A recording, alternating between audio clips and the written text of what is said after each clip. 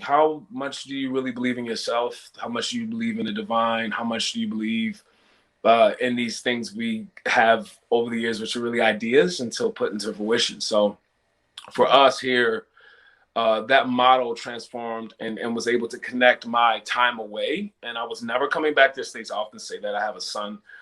Chase is 3 years old. I never wanted to raise him in the States as a Black boy. So I was very passionate about that.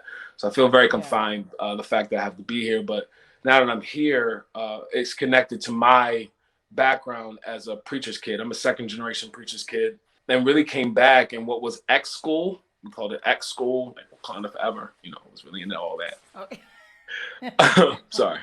But the X really standing for experiential learning and play, because I'm a kindergarten teacher by trade and craft. Taught for 13 years. And so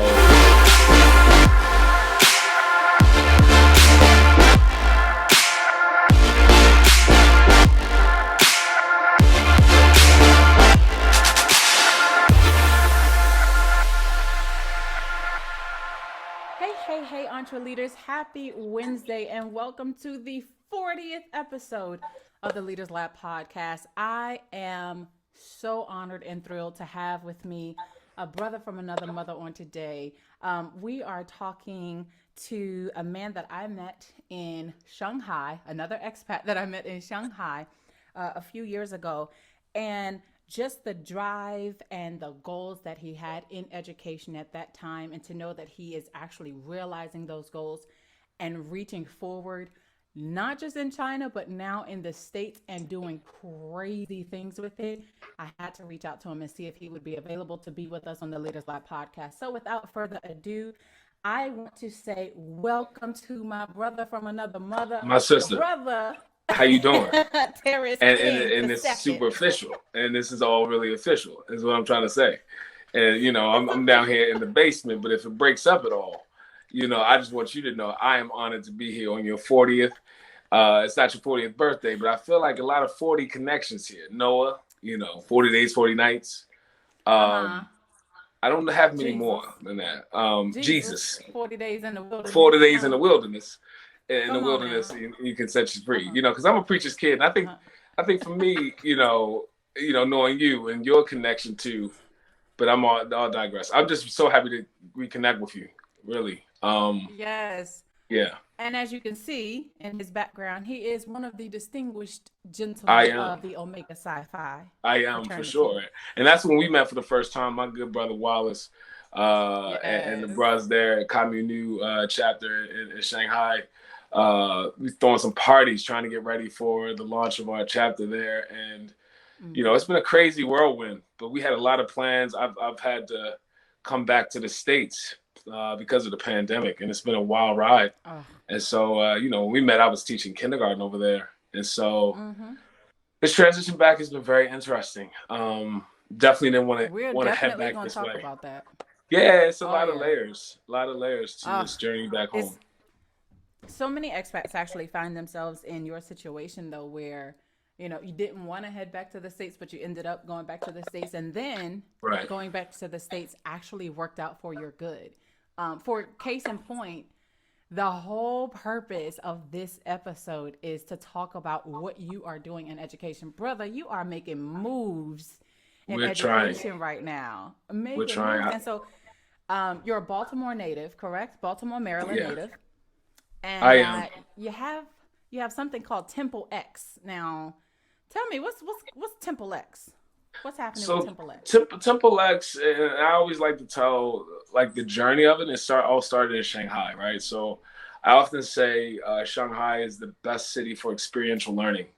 You have a city that's mixed with the old and new. You have a city that has that ancient culture, but then also that connection to innovation. But also the city is made for children, I feel. There's some of the safety regulations, specifically around transportation and the way that they carve out parks and places for kids to play. And so right before having to come back to the States, started thinking about a model where we would get children together in parks to start engaging more with nature and technology. I'm very passionate about the connection between those two. And ended up kind of like pitching this idea, doing a lot of research on XR education, And right when I was about to kind of seal deals there, pandemic hit. My mom was a bit worried about me. So I was like, Mom, let me come home for a few weeks, and was never able to get back. And so when I came home, it was supposed to be 2 weeks. Like, it was a literal, had a turnaround flight. I was like, oh, everything's going to calm down. Maybe I'll be home a month. But, it was crazy because we hit I feel like I hit two pushes of the pandemic, one in China before, and then getting back here and kind of being in the twilight zone, to be honest, ever since. So it's been wild and really a faith check for me, just like, how much do you really believe in yourself? How much do you believe in the divine? How much do you believe in these things we have over the years, which are really ideas until put into fruition? So for us here, that model transformed and was able to connect my time away. And I was never coming back to the States. I often say that I have a son. Chase is 3 years old. I never wanted to raise him in the States as a Black boy. So I was very passionate about that.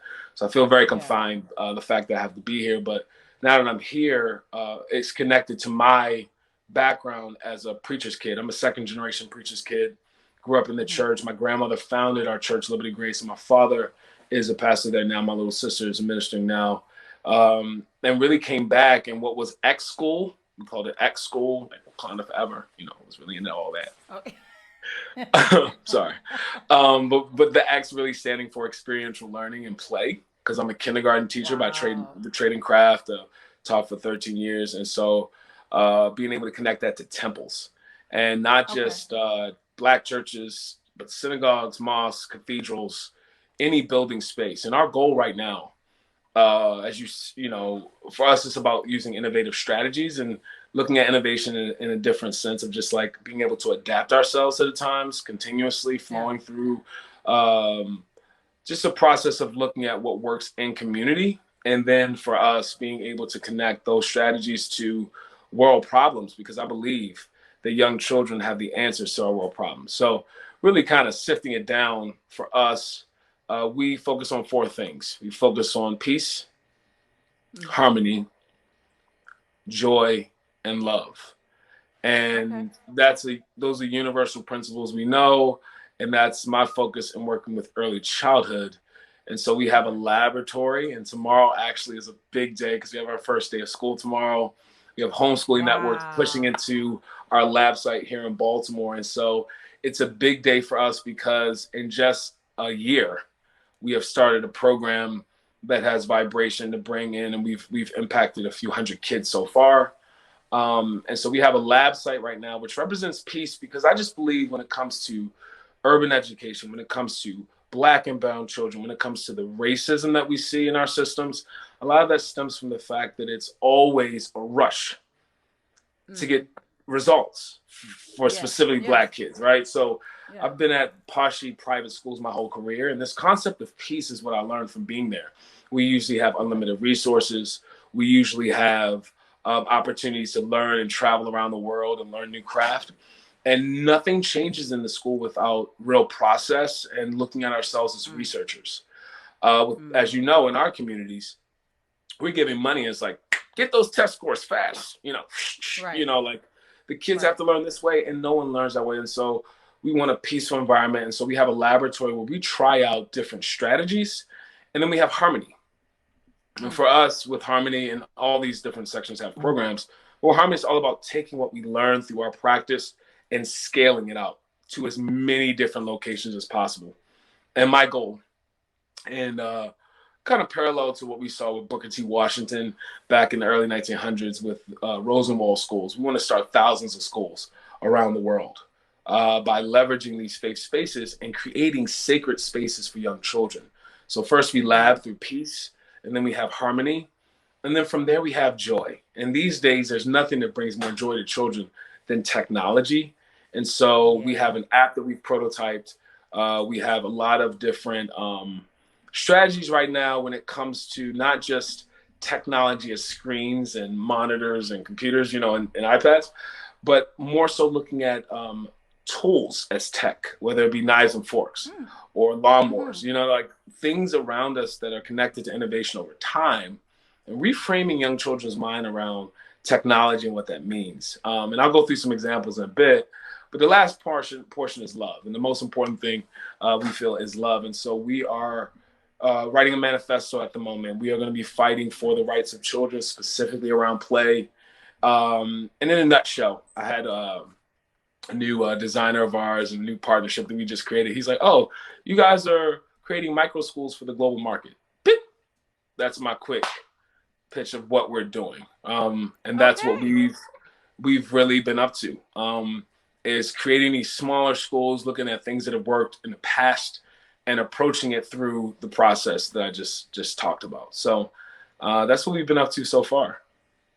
So Terris, first off, just in case someone is listening or watching on YouTube at the moment and they say, well, what is Template School like? I mean, I know you just gave like the mission and you talked about some of the main things, but what is a Template School? And you mentioned, I think you said XR education or XR learning. Like, what's that? What is, first of all, what is that XR portion that you mentioned? And then what is Temple X Schools?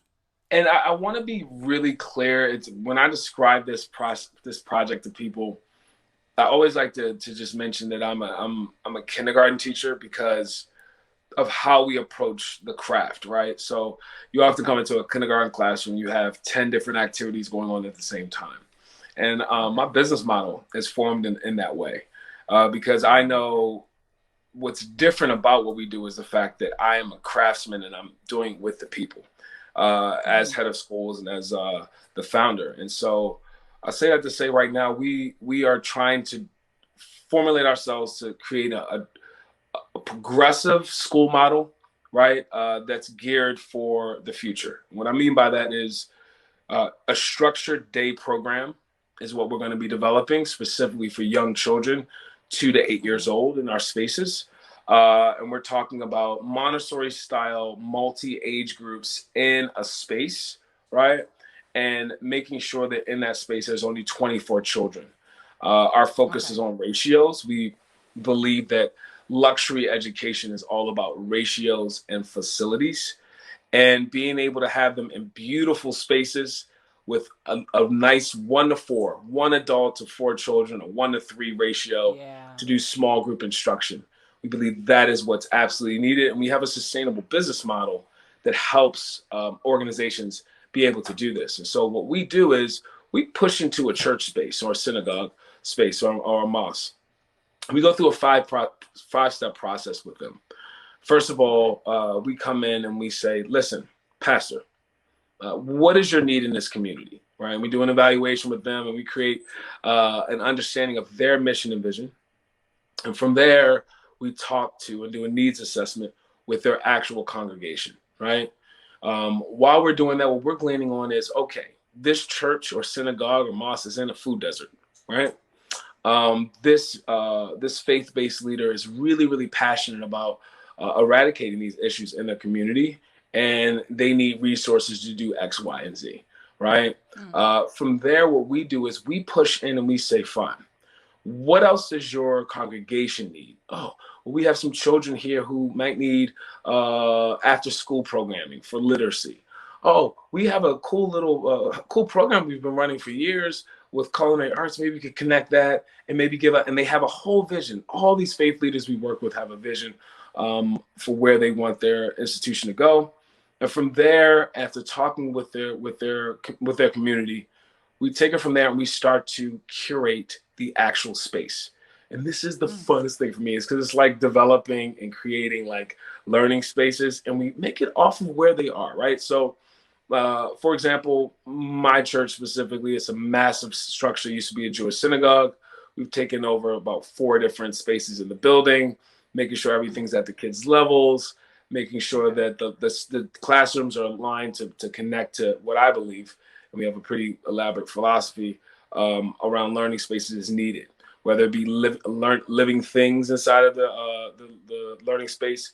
We want to keep down the amount of plastic inside of learning spaces, and we want everything on their level, right? And creating that and making sure at every single one of our locations we see that.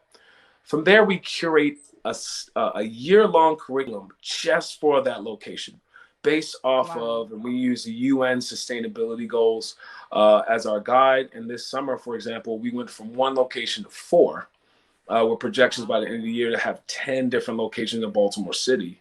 And we wrote 3 different 50-page curriculums this summer with our international team of curriculum experts. So from there, we do a launch. And for us, what's cool about us is we're not where we just push in and we leave. We can actually implement, because I teach and I model and I know how to do teacher training. And so I push in and I'm teaching with you, right? And so we have so many fascinating stories from this summer. Again, we started Juneteenth 2020. And Wow. again, God has been good, and it's been some divine order steps here for us in this Okay. process. And we've had a chance to work with the most phenomenal community members and to really see the bright side of Baltimore City in the process. And Oh, again, I wow. could keep going and going about all over the place, but it's been a really great journey so far. So I saw one of the articles. Now, you like I said, we were playing around before. We were joking around a little earlier before the show started, and I was telling him, I said, you have been on TV. That's not a joke. Okay, he's been on the news. He's been in articles I and just feel like things I'm like so that. And nervous. I'm so nervous right now, though, and I feel like it's the Oprah essence. Like when I talked to you the first time, you would tell me you was going to be the next Oprah, and I'm just sitting here right now. I'm like, man, this is a big deal. I'm not trying to.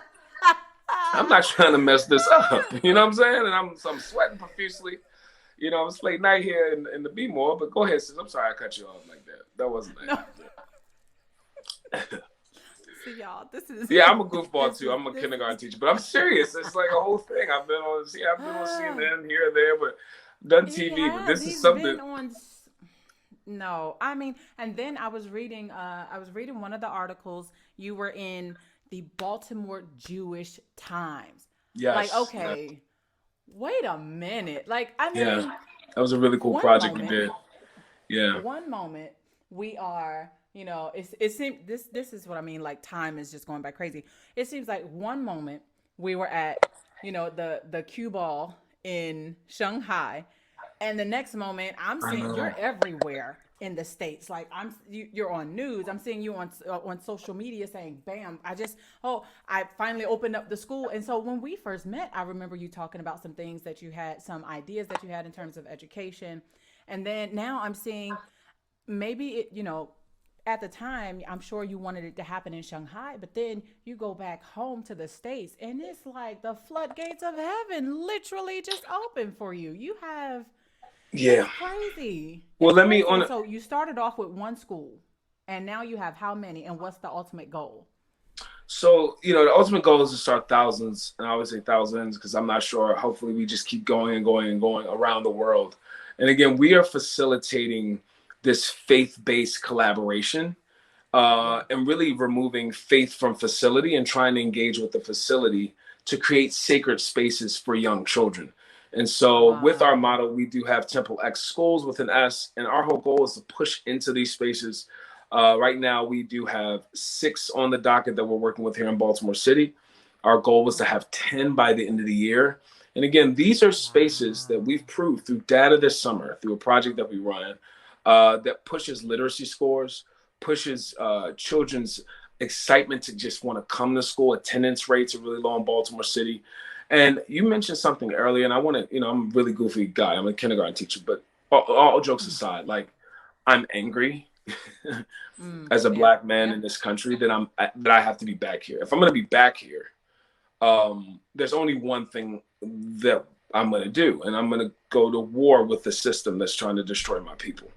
And the way that we do it is through what I learned in Shanghai is an intellectual approach of like thinking about how do we create warriors of mind to be able to engage not just in domestic moral frameworking, which the Black community always does here, but in international engagement and understanding around schools of thought. And this is our main thing at Temple X, like starting what is a school, and this is where Right. I don't want to be Right. sarcastic or arrogant, but we just saw a pandemic, right? So a school isn't a Yeah. building. Mm-mm. A school for us is a community of learners. It's Yeah. not about brick and mortar, right? The brick and mortar piece is more about the value that we put on children's lives Exactly. by connecting it to the spaces where they learn. Because if they don't learn it, they won't be able to take care of the very thing. You understand the cycle? And for me, Absolutely. it's becoming more and more disrespectful to me, Mm. the lack of direct conversation around specifically early childhood and the Mm. impact that early childhood has on economics. Let me give you an example of just some like different storylines. We know, for example, that entrepreneurship is very important, but we always talk about the fact that hands-on learning is very key. This summer, one Mm-hmm. of our locations is in a food desert. We ended up doing a project, and we do all project-based learning activities. Usually during the school year, 6 to 8 weeks. But this summer, because Baltimore City funded this, and we were partnering Baltimore City Public Schools to do a pilot, they just did 4. And for us, this site was in a food desert, had a program on culinary arts. We brought in a chef, so we bring in experts for experiential learning, and she Okay. did cooking classes in the morning, and the children there, and these are 5, 6, 7 year olds, because we do early childhood, cook the food for all the different sites. With that, we Wow. had early childhood, and we have so much amazing, beautiful documentation. Their tools were the spatulas, right? Their chef hats. Those are their tools. That's their technology, right? Okay. And they Okay. used those tools and did a pop up at the end of the experience. One of the boys there we had an apprenticeship program where middle schoolers and high schoolers worked with us. He was a sous chef for the summer with Chef Blue, is her name here in Baltimore. This young man received his resources because I don't believe in volunteering. The day for the Black community volunteering for each other should be done. There's billions of dollars going into DEI and equity work. We should never work for free again. And I Wow. am Come going to on. preach that to the day I die. We've done Come on. enough of that. Even if you Yeah. look, even if you read into your little cousin, some person should pay you in Baltimore City. So anyway, I digress. So I feel like, yeah, so this young man took his money from the summer, started his own business. And I just left on Saturday, a pop up. He started his own business, took the skills he learned from the summer, and is selling muffins and cookies and things of that nature. And that is real, tangible transition for children from being engaged in a system that has 13.4% literacy proficiency rates, 19.6 math proficiency rates. And this is pre-pandemic. And making Mm. it about authentic experiential learning. Now, I mentioned this in the beginning, Shanghai being the best city for experiential learning. Baltimore City is the best city in the world for critical thinkers and the development of Wow. creative collaborators and people who understand how to solve problems. Look, Shanghai, I would try to do many project-based learning activities, and I couldn't find problems in the city to solve, right, around my Mm. environment there at Shanghai American School, because everything on campus was so meticulously put together. And you go outside, there's no trash on the streets to find for kids to figure out strategies for recycling. So Baltimore City, I have an opportunity to, one, engage with our most vulnerable population. I'm working specifically with Black boys. We have a kindergarten program actually named after the first Chinese national to graduate from Yale University in 1864, young Wing, and W.E.B. Du Bois. So it's called the Young Du Bois program. In the next 8 years, we Wow. will train up, I believe, the next world leaders, 100 of the world's, Absolutely. yeah, world leaders. And so we're taking Black boys every year. We're starting them at 4 years old and tracking them. Wow. But then we're going to connect them to boys from Shanghai, from Mexico, and from Italy, and get these boys ready to be diplomats. Is my goal. And I say all that to I say love it. this: for us, we're about shattering things like the prison pipeline. We're about shattering a mindset around enslaved traditional approaches to not education but life, because education is life itself. And for us, we're trying to unschool in our own little pocket, which is right now the Black church here in Baltimore. I'm Little Terris in the city, and I'm a lobbyist for Act Now. So as I work as a head of school, I also lobby for 30 pastors and rabbis and Wow. imams here in the city, and they have a powerful group here called Act Now. And I'm not political, but I do really love talking about and advocating for young children, because I know it as a craftsman, but also as a father, and also as someone who had a really great early childhood experience. So I'm also coming from a place of like, I see some scenarios, and I'm a privileged kid, so I'm looking at like, this is beneath everyone in the world. A lot of this stuff is a human rights violation. Baltimore City, you're forced inside, no Wi-Fi, no tools for learning if you do virtual learning. And outside you can't play because it's the most dangerous city in the country. And so right now we are really advocating for children that don't have a voice. I am nervous about the pandemic, the second round. I've been screeching at the top of my lungs, which is why I appreciate this platform. It is hard to talk about this program because we are doing a billion things on purpose right now, because research is sloppy. Research is about trying things and asking questions and just getting to work. We don't share much on social media. I try not to talk much, and I did a little media kind of push there, but you start getting on TV, people get big heads. My head's already big enough. And so I really am focused right now, Doc, on just like getting the work done with the kids that I can impact. I'm not a superhuman. I'm a father. I'm a Black man. And I'm just trying to do the little bit that I can. And when doing that, we're also saying we will do it the best, though. That is where I am right now around how it looks, how it smells, how it feels when you walk in our spaces. We're about luxury. We want to provide oppressed children with luxury experience. And I know luxury because I've taught at the best schools in the world. And I did that very intentionally when leaving Morehouse to go out and learn how to teach. We have a saying, Benjamin Elijah Mays, all about, just like whatever you decide to do. I didn't know any other Black male kindergarten teachers, but I decided to do that. I was like, I'm going to be the best kindergarten teacher in the world. But to do that, I had to go to the best schools in the world. And so there's levels to this, you know what I'm saying? And I think for me, I went and I did the opposite. I went and learned from the best to take back to the community. And I feel like because of that, I've had a lot of years of teaching experience. And I think that's rare these days, and especially in urban environments, because teaching is a lost art form, I believe, and even the systems. So I've never taught in public schools, and I never will, because the freedom in your craft, the art and not the science of education is what will heal the systems.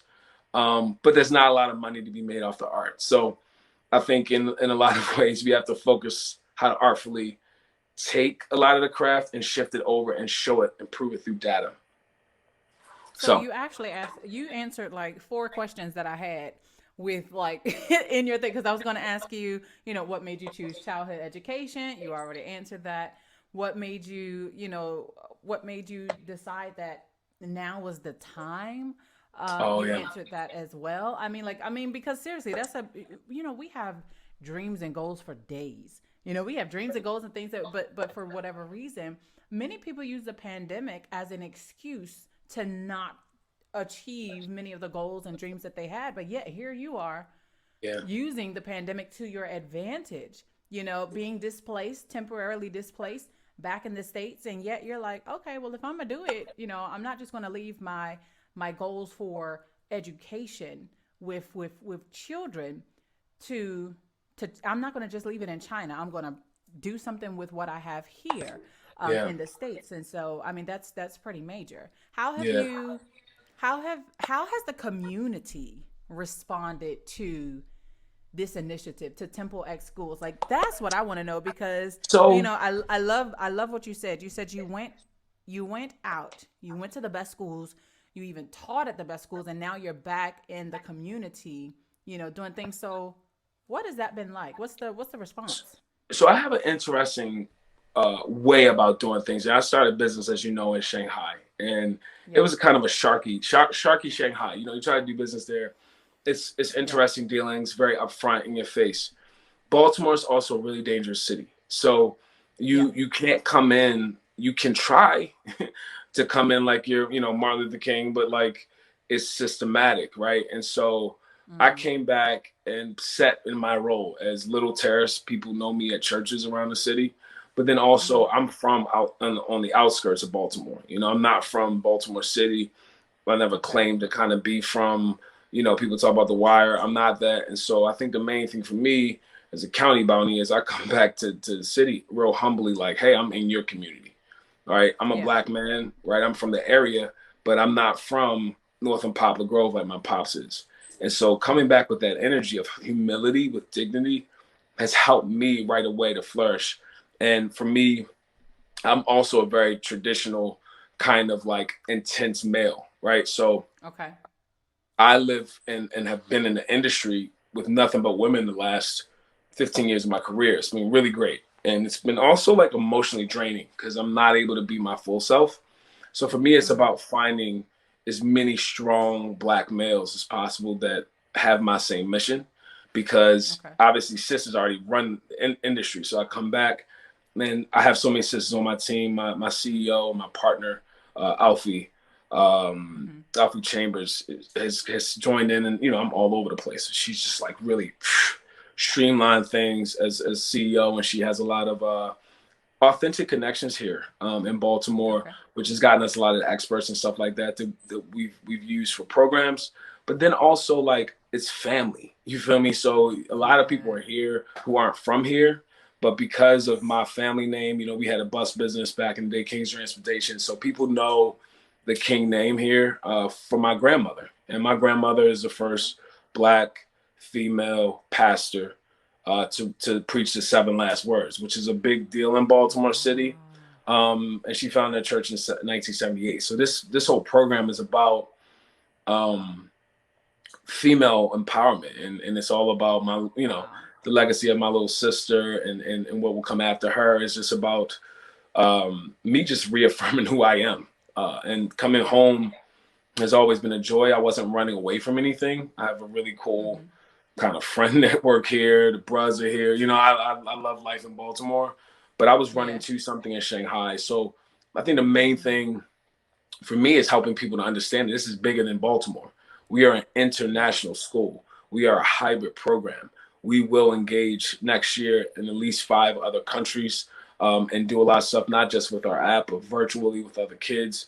And so really framing and speaking with truth and power in times where everyone is literally all over the place, we lean through. And I don't know much, but I know things. I know what I know about young kids. And so speaking direct to people with passion, and I have a certain intensity with me, people are really moving. But also I keep it super funky because you cannot do bad business dealings in Baltimore. You will die. You understand me? So it's a different vibration. In China, I feel like when we met, I was on my chill, like, oh, okay, like everyone was vibing. Here it's like, okay, all right, like, you know, you can get out of pocket if you want, but this city will teach you really fast. And I know that about Baltimore. So coming back here, it's been more of me humbling myself. I had a huge head in Shanghai because I could, you know what I'm saying? You could do anything there you wanted at any time.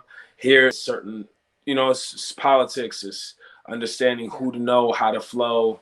And being a new kid on the block after trying to, you know, we did some things in Shanghai, you know what I'm saying? So Baltimore hasn't been, you know, too hard to kind of venture back into, especially with all the love here with the family. So you tried to slide something in there and thought I was going to come back to it. You said an app. Temple Schools has an app? We do. We prototyped that.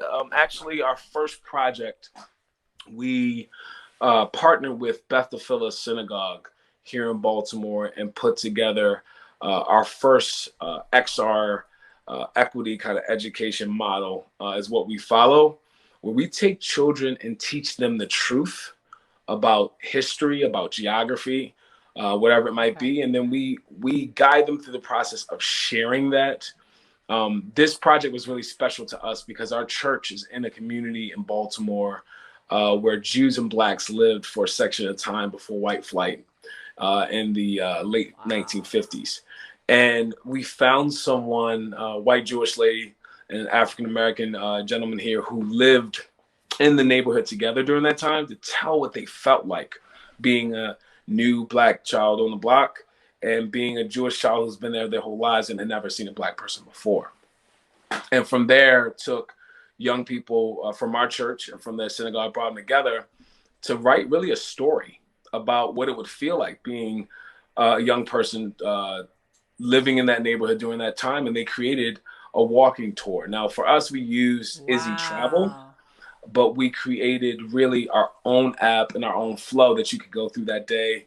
And this is where my vision kind of goes off again as we are trying to simplify this model. But there's so many amazing, fun projects we've done in our research platform. But our main mission right now is to take this model and connect it to Baltimore City Police Department to be a community policing kind of model for them. As we went into the pandemic here, Doc, children were stuck inside like their doors couldn't open. I didn't really understand it because it was like the zombie apocalypse, but all the nature, trails were wide open and every street corner was wide open. Every playground was wide open. So for me, I'm like, okay, the one place they will go is on the phone. And if that phone leads them outdoors to walk and engage, the only thing we have to do is make sure that the cars don't hit them, right? So we would do these community walks with our 5-year-olds at Shanghai American School, right? And we would be walking around the community and we would have to have the guards from the school stop the traffic because, I got hit by a scooter when I was there. Like, it's off the chain, the scooters and the cars. And so here in Baltimore, we created a walking tour through that community so you could see where Blacks and Jews live together, and told the story of two girls through the voice of a Jewish girl here from Baltimore and a Black girl here from Baltimore. And right now it's on Izzy Travel. You can look at it right now. We also did another tour called Black History on the Block. So cool. Where our boys, a part of the Young Du Bois a kindergarten program, got on and actually did a whole block you can walk and learn about all the things in that vicinity that Black people invented. And so for us with this model, we've only just done 2, but we need funding right now, where, you give us $50,000, I can create an app and we could pop tours around the world. And it's not just about us as adults. My model is not about me as an adult doing something cool for kids. It's about me facilitating opportunities for young children to do cool things for the world to experience. That puts them in the driver's seat of learning the whole process. It makes me a facilitator, not a dictator of what it will be. And that, in a lot of ways, is a skill set we need for our future in the world. Is not young people who are looking to, but know what they can do right away and have the power, the skill, but mainly are empowered to do that. And, a lot of John Dewey's experiential education, his philosophy really cues in on that. Like, there's no such thing as a bad learning experience, right? How many stars have we heard say, that one teacher told me I wasn't going to be nothing. That's why I'm here. It's like every experience if done intentionally can spark something into a child. And so for us right now, this application is the perfect vehicle for kids, oppressed children, to engage with AR, VR, MR, in that realm of tech that's going to take over our world, a place that has no restriction right now. I can pop a Pokemon character right over here on the right side of my screen right now. I can do really anything in this digital world. And what better people to manipulate our environment, our digital environment, than children? And so even with that, it's the fact that we're engaging with oppressed kids, we can teach the world the truth. And that is where, for me, the truth telling, the critical race theory that's going into the truth telling of this application specifically, is what's going to set us up to really be able to spread around the world before we physically spread around the world. And so we start here in Baltimore with these physical locations. And our goal is not to just have physical buildings, but we're also looking at having a land trust and a land reserve in Baltimore and capturing different land to turn into outdoor learning spaces, similar to forest schools, in Finland. And there's a forest actually we are looking at right now to turn into. And so 2022, we're looking forward to a lot of cool programs hopefully coming to fruition. But I would also say that, like, from there, right now our focus is on this app being able to be triggered and different tours be triggered in different countries. And for us to get there with kids. And really what happens, Doc, is a school becomes 30 iPads, community Wi-Fi, and safe learning engagement, safe learning space. And so, again, we are about speed and efficiency, which is what I learned from China. We can open a school in 8 weeks. Yeah, 8 weeks we start a school. I'm sorry, what? Yeah, 8 weeks. 8 weeks we start school. From the time we talk to your school in 8 weeks. Well, first and foremost, and let's go through the process. I mean, after we talk to the faith leaders, I think from there, because of our team of curriculum designers, in less than 3 weeks with design with our experts that we're putting in that space, we can create a year-long curriculum. And that's only because we've just done it so many times together. And shout out to Jamie Stevens, who's my head of pedagogy and has helped me with that. She is a monster. And we did 150 pages this summer of just lesson after lesson after lesson. And then for us, from there, designing learning space. Now, if you have a carpenter or somebody, the right tools, in our hands of people, we had some renovations going on this summer that took us about 5 weeks. So we knew it right away. We needed to put, air conditioning units in, even if it comes to gutting out certain rooms, we can get that done really super fast. So once you have the curriculum and the space ready, then you give me a week, I can train 50 people at a time, right? And so we train them on the literacy program, on play. I have specific things. You give me 6 hours that day. And that next day, because of our model, I'm coming around and I bring us all together. We have a morning meeting on virtual screen, all the sites. And every day, my commitment is that you'll see me every day, and I'm in the buildings teaching with the teachers. And so, it's a lot of fun. I wish I had like a time machine from place to place. But yeah, we did it this summer. We started 4 sites in 3 weeks. And so if we can do that, the model before was an 8. And again, the only way we're going to start thousands of schools is if we do it super quick.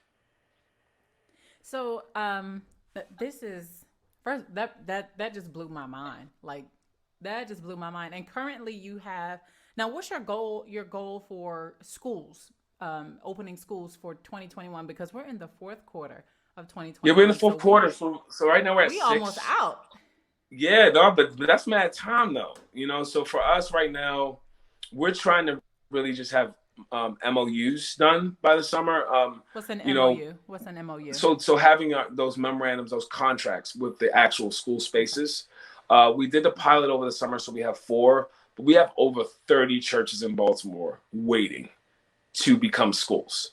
And so right now we just have to complete the evaluation process, complete the engagement with the actual congregation. And then we'll cut it. And then in January, we'll start the process of the 4 weeks. So we'll have 10. So our goal is to have 10. And we're going after $8 million right now. We want to get an authority of $8 million because we want to have 30 schools by 2023. 30 schools by 2023. 2023. 2023. And we would like that to be on every inhabitable continent. When did you start? Juneteenth, 2020. Okay. So 2023. So in 3 years, 30 schools in 3 years, all across the world. All around the world. That's our goal. That's what we're going to do. Tell you something, yeah. It's already done. It's already done. I mean, we're just going to claim it. I mean, the thing is, look, we'll be in China, and I think the main thing why I get so excited and why I talk like this, I often say, I call myself the big black Lorax. Yeah. The Lorax, the Lorax spoke for the trees. I speak for the kids. And so I feel like 5-year-olds and 4 and 5-year-olds are the most arrogant people I know. I've spent 13 years teaching 5-year-olds. They are ridiculously into themselves. And I know that if they had a voice right now, this is how they would talk to the world. They would look at the world and say, you guys are really silly for not investing in us and not giving us a voice, not letting us play. Like, how ridiculous can you be? So when I engage with folks at, big foundations, when we engage with the system, we speak as if we're 5, right? And we're almost borderline pouting if people say no to us. Like, I don't allow people to walk away from me and say no, because it's about literally the children. And I don't have time to play games of stoic kind of maturity around us killing the opportunities for our children and killing the minds and the bodies and the souls of our children. We have to be angry enough to care enough to care. And that's my mission at the moment, is to care enough to act like I care enough to fight for the kids. Because what I don't really get here is the lack of emotional enthusiasm. Right. And every meeting I go to, every moment I have to talk to anyone about this program, it goes from being like pretty light and then being like, wait a minute, they're killing my Black brothers out here intentionally. Wait a minute, there is more of an ROI to get $39,000 per inmate than get $15,000 per student. Wait, like this pipeline and the economics behind that. Wait, we are all benefiting from it. There's a bunch of Black and brown brothers and sisters in suburbs that make money off of people's pain. It's all connected. And I guess for me, being back in the States, I just have a bird's eye view on what it is and don't mind calling it out because I have nothing to lose. And as soon as, I'm muzzled or canceled, I'll be, somewhere with you talking about what we're still doing, because we're not doing it for the gram or for the likes or whatever. We're just doing what we can with what we have. And so for me, I just work day to day with the kids that show up. 2 kids, one child, 30 kids. And we're going to keep that same culture moving into the future, because if we have to depend on the system that's meant to destroy us to support my program, that's meant to take over the system and resurrect my people, then I wouldn't give me money to do that. So we just keep chipping away at like creating partnerships and finding good allies and, moving in this space. It's kind of, it's been a lot of fun. So again, Brother Terris, as we're coming down to the wire, to the end of today's very, very informative and inspirational, in my opinion, episode, I want to know if there is any potential partner that's out there. If there's any potential partner that's out there that's interested in connecting with you, how can donors and potential partners get with you? I know I've put, your Instagram and your website and things, but what's the best way that you would want for them to connect with you? I mean, Instagram, Facebook, anywhere, like in the DM, like that's fine. I would get my phone number, but that would be a little weird. I think Temple X Schools. Let's not do that one. I don't care. Look, I turn the phone off, and then you'd be like, the phone's not working anymore. I was like, but look, templexschools@gmail.com. Again, I'm controlling all social media at the moment, but soon that our website is changing. We are at www.templexschools.com. It's a Medium page right now, so it's some of our philosophy around what we're doing. But again, our focus has been the work. So this has been such an honor to be here. But we know we have a lot of work to do on the kind of like outward facing front, but we're just really trying to make sure we have something to outward face. And so we hope to partner with really anyone who's doing anything, because I believe everything is a part of what kids need. And so if you are a business person, perfect. There's business classes to teach or things that we want to learn. I'm such in a state as a leader of just learning, being humble, keeping it light, and having fun. That's my whole groove. Because everything else is, I believe, uncivilized in 2021. Like, if you're not trying to have fun and find joy right now, I don't know what you're on. And if you're not talking about peace and love and harmony, then I don't know why you're in this work. So we just try to keep it there with my team. And we keep it super light and fluffy, because the work is serious enough. What they're doing to our babies is horrible enough. And we work with 4 and 5-year-olds. So we just really try to focus on exuding that. So anyone willing to partner, we would love it. Excellent. Well, listen, Brother Terris, thank you so much again for agreeing to be on the Leaders Lab podcast today. I mean, it's honest. I sweated out everything, sis. I mean, I just was so nervous today. If you have me back again, I'll be crispier, because I know where you're going, and I just appreciate you doing what you're doing with the Leaders Lab, the double L. Speaking to my life. And just speaking to you is just knowing that you, my sister, with the Leaders Lab will lead all labs into the future. And I love, the cleanness. I appreciate how you always trying to be excellent. And I love the aesthetic of this whole platform, the StreamYard. Usually I'm using Zoom, so I'm gonna have to step my game up. But I appreciate everything about this. This is really nice. Did y'all hear this crazy too? Talking about the Leaders Lab will be leading all labs. Leading all labs. Like, all labs in the future. I believe it. It's really nice. I felt like I'm a real leader out here doing things. So I appreciate how you put my platform on your platform and we platform in. See, I don't really be on social media over either. I have like 15 followers. You know what I'm saying? So I'm just trying to step my game up. So I appreciate you putting me out here to the masses. T, you crazy. I'm just going to go ahead and say that. You are crazy. He said you put me on your platform and you on my platform and then we platforming. Because this is the type of foolishness that I'm talking about right here. Well, this is what we used to do in Shanghai. Big laughs, big fun. Now we're just, taking that to the community. And I appreciate everything you're doing and you staying consistent. That's what we talked about last time we talked was consistency. And that's what 40 episodes is all about. Do I do a 40? Just shout out to all the 40s out there. 40 years old. Shout out to all the 40s. All the 40s. 40 you know what I'm anniversary, saying? 40 years anniversary, 40 episodes. 40 year, all of it. Shout out to all the 40s. And Jesus and 40 and the Noah and 40. But then where we going to be in 40 days? And hopefully in 40 days, we get some more money. Donate. We have GoFundMe as well. I can send you that link over if you want to give us some money.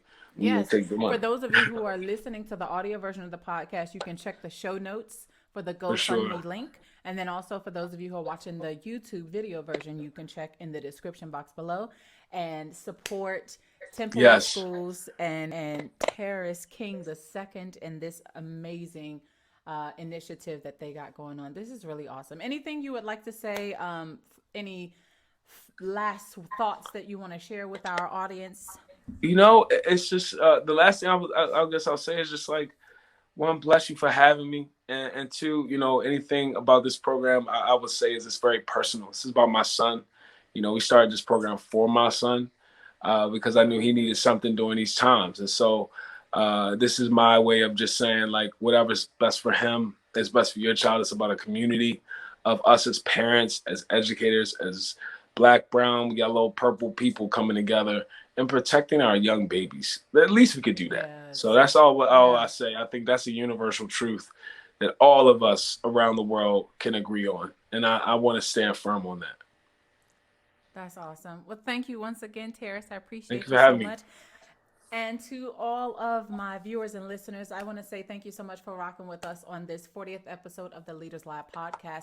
If you are watching on YouTube, don't forget to subscribe, like, and share this video. We are trying to get donors. We're trying to get partners. We're trying to get people with like-minded souls and also like-minded initiatives to partner with these guests who are coming on the show. And so I want to say thank you in advance for doing your part. And thank you for rocking with me. If it's only 2 of you that's listening, I'm here for you. Okay. So I appreciate you so much. For those of you who are listening on the audio version of the podcast, whether it's Apple Podcasts, Google Podcasts, Castbox, Spotify, RSS feeds, whatever, thank you so much. And you know what I always say at the end of every episode, you take care of yourself, and I'll see you guys next week in the lab.